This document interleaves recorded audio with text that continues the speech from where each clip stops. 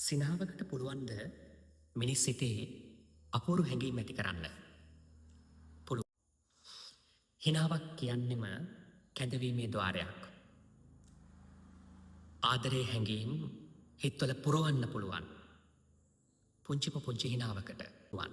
ඉතින් සිරිපාදේ කන්ද මුදුනේදී දකින මේ පුංචි හිනාවෙන් ආදරේ හිතේ පුරෝගෙන ඒක පාර්ශවිකව ප්‍රේමණීය හැඟීම් ස්මරණය කරමින් සිරිපා කන්ද පල්ලෙහාට කරුණා කරන කතකයෙකු පිළිබඳව තමා නූතන පද්‍ය සංග්‍රහයේ සතුට පද්‍ය පන්තියේ කතා කරන්නේ.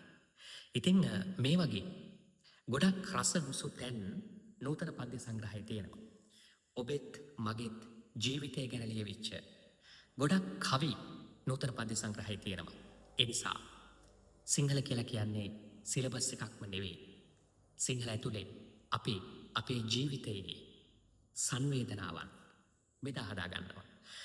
ඉතින් අදින් පටන් ගන්න මේ ගමන ඇතුලේ විෂය නිර්දේශයේ තියෙන ගොඩක් රස මුසු තැන් ඔබත් එක්ක බෙදා හදා ගන්න අපි බලාපොරොත්තු වෙනවා. මගේ ආදරණීය සහෘදයන්ට මම ආරාධනා කරනවා මගේ channel එක subscribe කරලා අපිත් එක්ක එකතු වෙලා ඉන්න කියලා.